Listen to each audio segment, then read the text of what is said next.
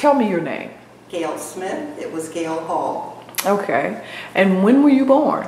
I was born in December 1943. Okay. And where were you born? Jacksonville, Florida. Okay. But I didn't stay there long. Okay. I grew up in Massachusetts. Okay. And who were your parents? My parents were Richard Hall of Albany, one of the Tuskegee Airmen, and Irma Logan Hall, one of the Blaylock family.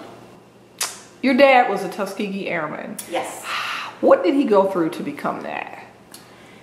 You know, I wish I could answer that, but I really can't. I can only go by what's been written because he was killed when I was 2. So I really didn't get to know him very well. Okay. Now, what about Mom? What did she end up doing for a living? My mother got married again, and I believe she worked for the Postal Service for a while, but she was mainly a stay-at-home mom. Okay. And when did she actually pick up and leave Albany as a young person? As a young person, when she got married. So she was very young when she left Albany. Okay. And where did she go? Did she go to Florida where you were born, or did she move immediately to Massachusetts? No, she didn't move to Massachusetts. She and my dad went to the base, Tuskegee. In Alabama? Yes. I was one of, as a matter of fact, at a certain point, I was the only baby on base. My mother tells me that Chappie James would carry me on his shoulders and so forth, so I was the baby on base at the time. Okay. Now, where did you end up doing most of your growing up? Most of my growing up was done in New Bedford, Massachusetts. All of my growing up, as a matter of fact. I moved there when I was 4. Okay. Now, tell me about growing up in the North, in New Bedford, Massachusetts. Yes. As a black person? Uh-huh. Well, you know, I'm very glad that I grew up there because I wasn't subjected to a lot of the bigotry. I'm glad that I grew up in Massachusetts because it made me the person that I am.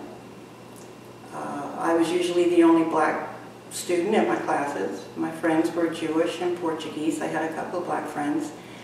And that was because of the area that I lived in. So it made me very comfortable around everyone. And I didn't think in terms of black or white.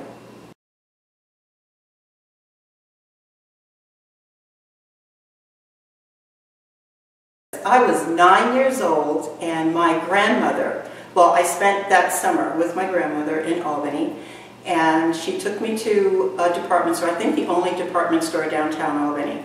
She went there to buy a hat or something, and I got thirsty. So I went to drink water from the water fountain, and she said, oh, no, not that one, the one next to it. And I didn't look to see colored white or whatever, I just saw the water fountain. And I pitched a fit because I took a drink from the colored fountain, and it was warm water, and the white fountain was cold. So she had to drag me out of there, because if she had not have drugged me out of there, we both would have gotten put in jail. I had a fit. So that was my first taste of Jim Crow and that whole segregated thing. And even then I thought, well, this isn't right. You know, why have warm water for the coloreds and cold water for white? To me, even at 9, that didn't make any sense at all. Also, that summer was the first time that I went to the segregated movie theater. I think it was the Albany Theater. And my cousins and I went, and of course you had to go up the back way, up the back steps, and everything was very stark, and the little candy stand and so forth up there. And the seats were very close. I guess they wanted to not make us comfortable.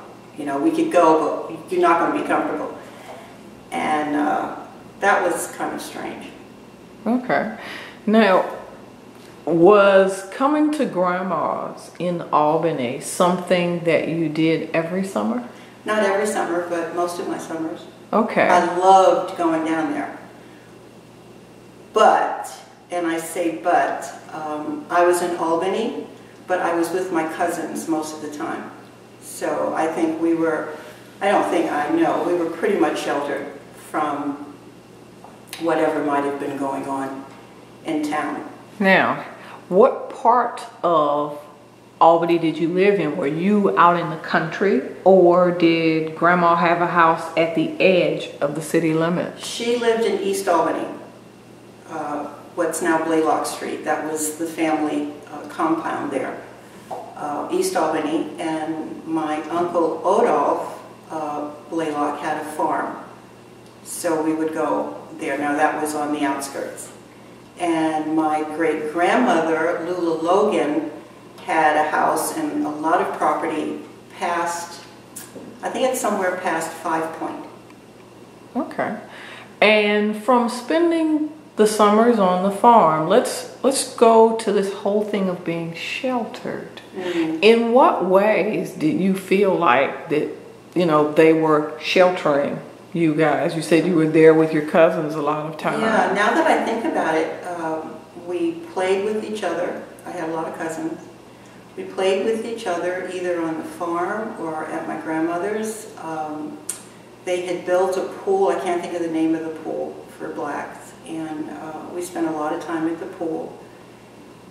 And we just really didn't socialize very much with anyone else. It was just us.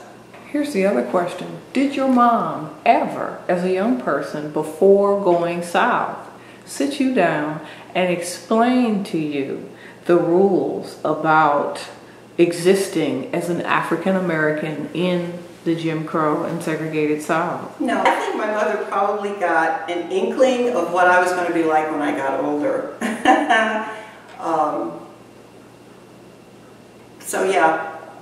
She didn't sit me down and explain about Jim Crow. It was something that we knew, you know, as a family anyway. This is what happens in the South. And my experience at the age of 9, I knew what to expect, but just not in that way. I knew that there was going to be a difference in how you were treated down there because you were black. Moving on to becoming a teenager in the 1950s. Now, I'm pretty sure that in Massachusetts, you saw what was going on in different African American communities across America, especially Brown versus Board of Education, Emmett Till.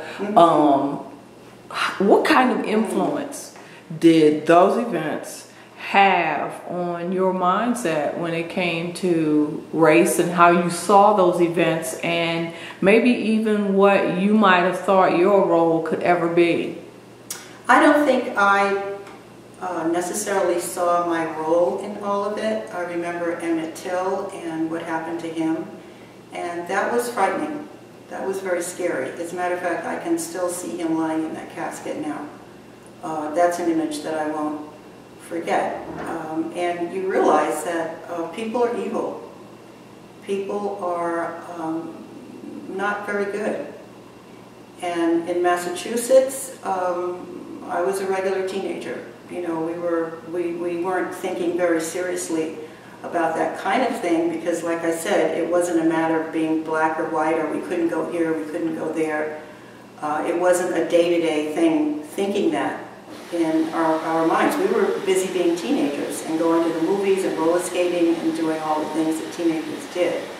So I think that's one of the differences between being brought up in that kind of environment and being brought up in the South. The color issue is not an issue all the time. It's not thrown in your face. It's there, it's everywhere. It doesn't matter where you were, but it wasn't thrown in our face, and it wasn't something that we really needed to think about on a day-to-day basis. You know, we were thinking about dressing cute and, you know, being cute and going out and all of that, as teenagers should think. You know, growing up in the South, and it's just such a shame that people had to go through that and not enjoy a normal, healthy childhood, teen years, without having to think about all of this other nonsense that other people have put upon them.